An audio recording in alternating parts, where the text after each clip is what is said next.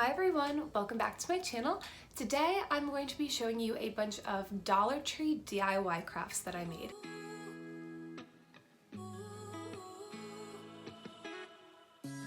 All of the items that are used in the crafts that you're going to see are from the Dollar Tree, or the craft itself is inspired by an item from the Dollar Tree. I will be linking everything below of what you need if you want to recreate these Dollar Tree pieces, and I am really happy with how these turned out. I think that a lot of them have this really modern look to them, and they do not look like something that you could buy at the Dollar Tree. So I'm really impressed with how these turned out. And if you like these, please let me know down in the comments below. Make sure that you like and subscribe and turn on notifications so that when I post my videos every Sunday, you will not miss them. So without further ado, let's get started.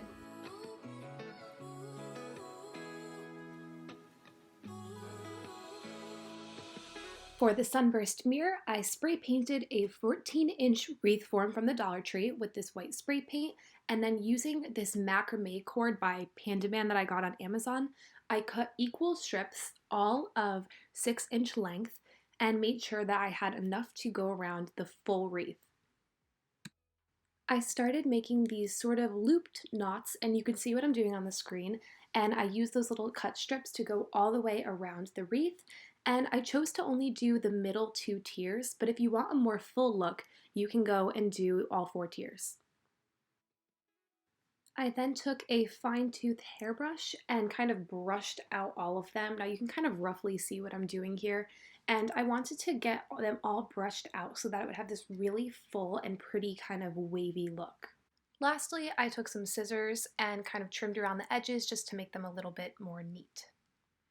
I lost the footage for this last part, but I took a 10-inch mirror from Michael's and glued it down with some E6000 glued to the middle, and then weighted it down with this book for 24 hours.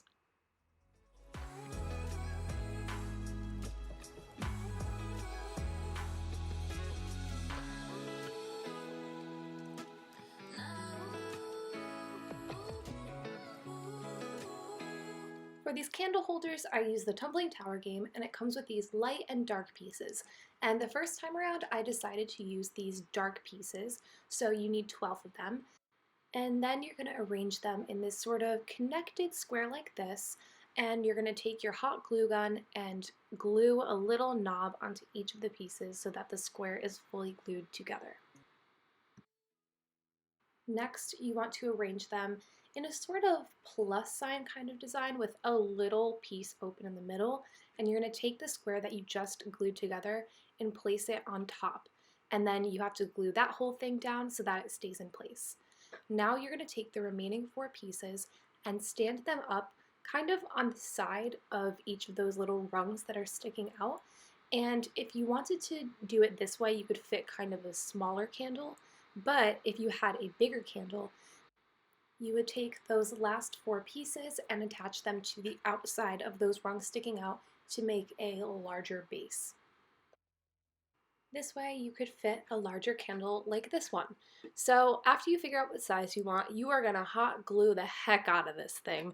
So just put as much glue on as possible, and then I decided once it was dry to paint the entire thing this matte black color.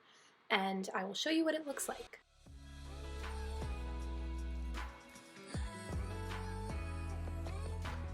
Unfortunately, the hot glue did not hold it together as well as I'd hoped, so I decided to repeat this a second time, and this time I wanted to stain the natural colored pieces with some cherry wood stain, and this time I used E6000 glue to hold the entire thing together, and this worked out way better than the hot glue, so I would highly recommend this method.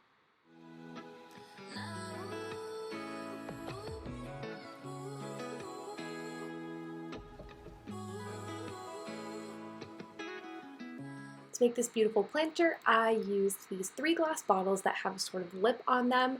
I used some twine that was going to hang it, and some E6000 glue to attach it all together. So first, I tied a sort of little knot with the twine around the bottle to make sure that it was nice and secure, and then I went and just kind of wrapped it a couple times until it was maybe like an inch thick, just so that it kind of had the look that I was going for. And then I used this little yarn threader to take the end of it and thread it through the bottom so that it would hang kind of suspended. I hung them all at 3 different lengths like this, and then I added in some beautiful plants and filled them with water so that they can sprout.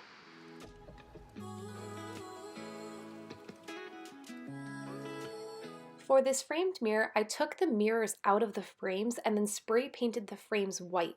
And then when I put the mirrors back into the frames, I used some E6000 glue to flip them over and then glue these mirrors onto this poster board into the shape that I wanted.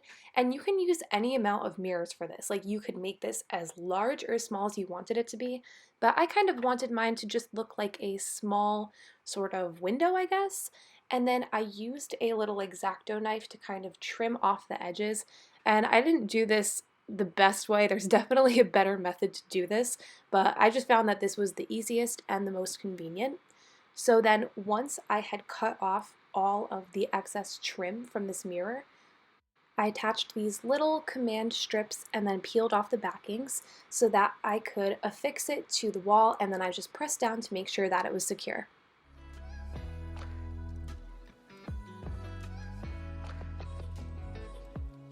For this quirky little sculpture, I used a paper towel holder from the Dollar Tree, and I cut down all these strips of this twine that's also from the Dollar Tree, and I attached them in the same loops that I used for the sunburst mirror.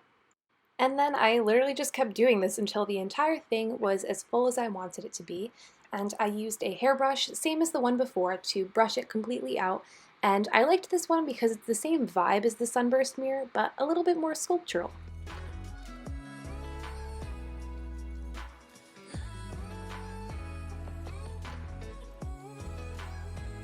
I think these are my favorite DIY, so I didn't video myself drawing out the original sketch, but I used these 2 poster boards from the Dollar Tree, and I got these paint chips from Walmart in the colors that I wanted to use, and I sketched out the design that I was going to be filling in, sort of like a collage.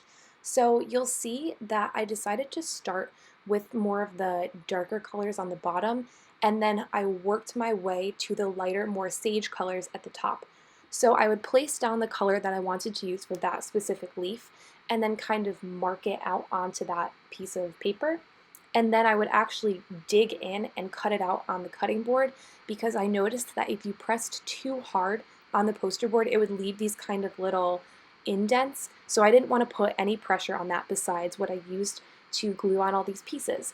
And then I just kept going and gluing more pieces on and layering them in the style that I wanted until the entire thing was full. Then I added some black washi tape around the edges and hung them up.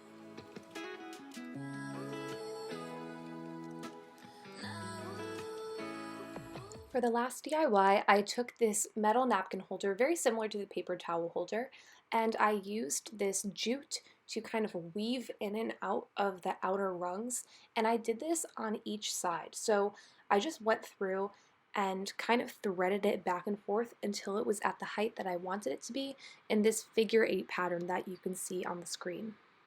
I took the time to go through and do this on all 4 edges of the thing, and then I pulled the little strings down so that you could see they were both on the downward angle. Then I took my hot glue gun and secured them towards the back so that when you were looking at it from the front, you wouldn't see any loose strings of glue or any raw edges, so that it would look all very clean. One trick that I used to thread it was I took this needle threader, and I used this in the other DIY with the glass bottles, and I threaded this through the inside little loop that I had created with the pattern and made sure that both of the ends were sticking down, so it was a lot easier to glue them all in place and to make sure that I could make it look clean.